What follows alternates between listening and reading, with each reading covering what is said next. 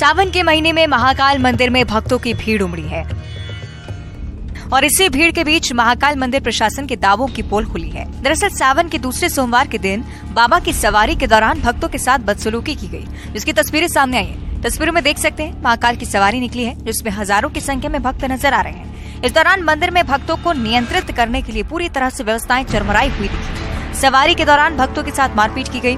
वहीं एक भक्त जब माला चढ़ाने आगे आता है तो उस पर हमला कर दिया जाता है। तस्वीरें महाकाल मंदिर प्रशासन की पोल खोलती हैं और बताती हैं कि जब प्रशासन को पता होता है कि सावन के महीने में श्रद्धालुओं की भीड़ उमड़ती है तो फिर व्यवस्थाएं इतनी लिचर क्यों।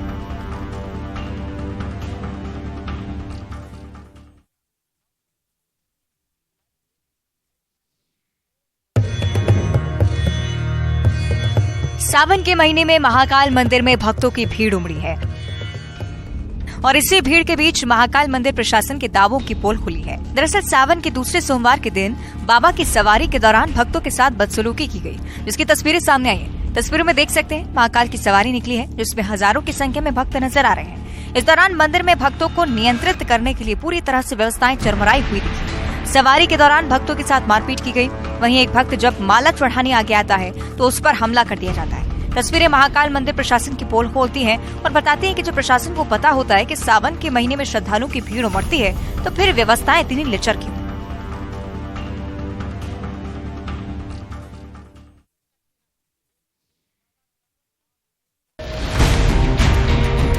जब भी किसी को कोई प्रदर्शन करना हो या फिर अपनी बात मनवानी हो तो हर कोई टंकी पर चढ़ जाता है। एक ऐसी ही तस्वीर खंडवा से देखने को मिली, जहां एक युवक टंकी पर चढ़ गया। बताया जा रहा है कि युवक ने टंकी पर चढ़कर जमकर नौटंकी की और उत्पात मचाया और सब युवक को टंकी से नीचे उतारने की जद्दोजहद में लग गए। जानकारी ये भी है कि युवक ने इस दौरान इकट्ठा हुई भीड़ पर जमकर पत्थर बरसाए। युवक के ड्रामे को देखते हुए पुलिस भी मौके पर पहुंची और युवक को नीचे उतारने का प्रयास किया।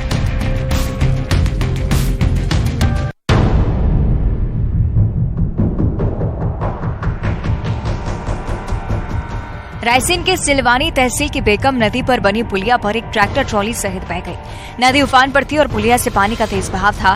ट्रैक्टर चालक इसी तेज बहाव में लेकर चला गया और ट्रॉली में मिट्टी भरी हुई थी। चालक उफनती नदी को पार करने की कोशिश करने ट्रैक्टर अनियंत्रित हो तेज हवा में बह गया और पुलिया के नीचे उतर गया। आसपास मौजूद लोगों ने अपनी जान जोखिम में डालकर ट्रैक्टर को निकालने की कोशिश की।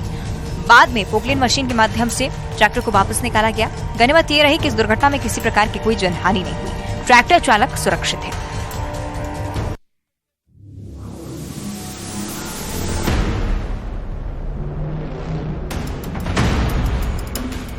टोल प्लाजा पर खड़ी एक बस, उसके सामने बैरिकेड्स और कोई बैरिकेडिंग को हटा रहा है तो कोई लगा रहा है। देखते ही देखते दोनों पक्षों में मारपीट शुरू हो जाती है। ये तस्वीरें शाजापुर के नेशनल हाईवे 52 रोजबाज टोल टैक्स की हैं, जहां एक यात्री से भरी बस बिना टोल टैक्स चुकाए आगे जा रही थी, जिसके बाद टोल कर्मचारियों ने बस को रुकने का इशारा किया और फिर विवाद शुरू हो गया। टोल कर्मचारियों ने जब टोल मांगा तो बस स्टाफ ने टोल टैक्स देने से ही मना कर दिया और बस के आगे लगी बैरिकेडिंग्स को तोड़ने लगे। फिर क्या, देखते ही देखते दोनों पक्षों में मारपीट शुरू हो गई और दोनों एक दूसरे पर लात घूंसे चलाने लगे। इस मारपीट की घटना में एक टोल कर्मचारी घायल भी हो गया। वहीं घटना की तस्वीर सीसीटीवी कैमरे में कैद हो गई।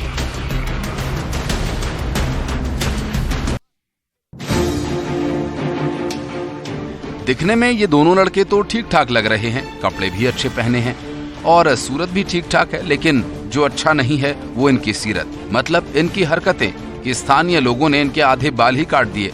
ऐसे लोग अपनी हरकतों से खुद तो शर्मसार होते ही हैं, समाज को भी शर्मसार कर देते हैं। तस्वीरें मंदसौर के शामगढ़ की हैं और तस्वीर में दिख रही है भीड़ जो दोनों युवकों को घेरे हुए है। ये बता रही है कि मामला कुछ गड़बड़ है। अब आखिर मामला क्या है ये भी जान लीजिए। दरअसल इन दोनों युवकों पर आरोप है कि ये लड़कियों के साथ छेड़छाड़ कर रहे थे और इसकी भनक स्थानीयों को लगी। बस फिर क्या था, लोगों का गुस्सा फूटा और उग्र हुई भीड़ ने खुद पुलिस और कानून को हाथ में ले लिया। आरोपी युवकों की स्थानीय लोगों ने पिटाई कर दी और फिर आधे सिर के बाल भी मुंडवा दिए, जिसका वीडियो सामने आया है। वहीं वीडियो सामने आने के बाद पुलिस ने छेड़छाड़ करने वाले युवकों और बाल काटने वाले लोगों के खिलाफ भी मामला दर्ज कर लिया है।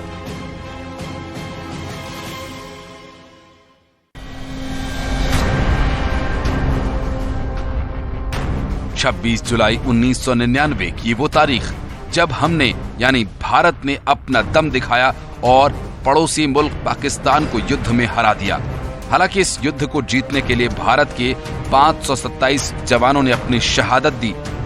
तब से 26 जुलाई को करगिल विजय दिवस के रूप में मनाया जाने लगा। इस तारीख को देशवासी उन शहीदों को श्रद्धांजलि देने के लिए याद रखते हैं जिन्होंने अपनी जिंदगी देश के लिए कुर्बान कर दी। करगिल दिवस के मौके पर युद्ध में शहीद हुए जवानों को प्रधानमंत्री नरेंद्र मोदी, रक्षा मंत्री राजनाथ सिंह समेत तमाम केंद्रीय नेता और मध्य प्रदेश के सीएम शिवराज सिंह चौहान ने श्रद्धांजलि दी। पीएम मोदी ने ट्वीट कर शहीदों को नमन किया, तो वहीं रक्षा मंत्री राजनाथ सिंह लद्दाख स्थित करगिल युद्ध स्मारक पहुंचे और श्रद्धांजलि अर्पित की। बता दें कि भारतीय सेना ने 26 जुलाई 1999 को ऑपरेशन विजय के सफल समापन और विजय की घोषणा की थी। इसी के साथ करगिल के तोलोलिंग और टाइगर हिल समेत ऊंचाई वाली बर्फीली चोटियों पर करीब 3 महीने से जारी लड़ाई खत्म हुई।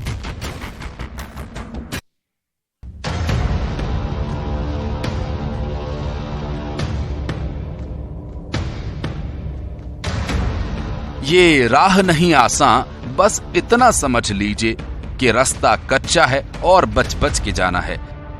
कुछ ऐसा ही हाल है खंडवा के भगवानपुरा गांव के स्कूल के बच्चों का, जिन्हें कीचड़ से भरे रास्तों से होकर जाना पड़ता है। अपनी इसी परेशानी को लेकर स्कूल के बच्चे और अभिभावक कलेक्टर के पास पहुंचे और कलेक्टर से गुहार लगाई। इन बच्चों ने भी कलेक्टर से गुहार लगाई कि पूरे गांव का न सही पर कम से कम स्कूल का रोड तो सुधरवा ही दीजिए, जिससे उनकी परेशानी कुछ कम हो। कई गांव में साइकिल का वितरण भी नहीं हो पाया है और वो भी एक परेशानी बढ़ाने वाला ही कारण है। भगवानपुरा अकेला नहीं है, ऐसे कई गांव हैं जहां रोड की हालत बेहद खराब है। खालवा तहसील के टेमरू, खोदरा, बिहारीपुरा, खुर्द और पुनासा के अटूट डांडा गांव के बच्चे भी ऐसी ही गुहार लगा चुके हैं। वहीं कलेक्टर ने खराब सड़कों की रिपोर्ट मांगी है और जल्द सुधार की बात कही है।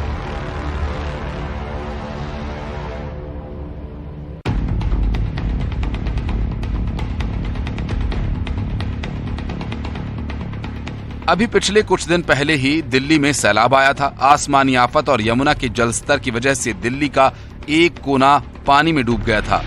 अब कुछ ऐसी ही तस्वीर नोएडा से सामने आ रही है। सड़कों पर तैरती ये गाड़ियां, घुटनों तक लगा पानी, पानी में डूबी कॉलोनी। और ये तस्वीरें गाजियाबाद और नोएडा की हैं, जहां हिंडन नदी का जलस्तर बढ़ने से गाजियाबाद की सड़कें पानी से लबालब भर गई हैं। तो वहीं नोएडा में सुबह से हो रही मूसलाधार बारिश के बाद सेक्टर 19 और सेक्टर 152 में स्थिति बिगड़ गई है। यही हाल नोएडा के अन्य हिस्सों का भी है, जहां बारिश का पानी पूरे नोएडा में भर गया है। तस्वीरों में आप देख सकते हैं, गाड़ियां पानी में डूबी हुई हैं, घरों के बाहर पानी लबालब भरा हुआ है। लोग अपने अपने घरों में रहने को मजबूर हैं। मौके पर एनडीआरएफ की टीम को रेस्क्यू के लिए लगाया गया है। जल स्तर बढ़ने से लोगों में डर भी देखने को मिल रहा है। हिंडन नदी में जल स्तर बढ़ने से नोएडा इकोटेक क्षेत्र में सैकड़ों वाहन फंसे हुए हैं। हालांकि प्रशासन लगातार स्थिति पर नजर बनाए हुए है।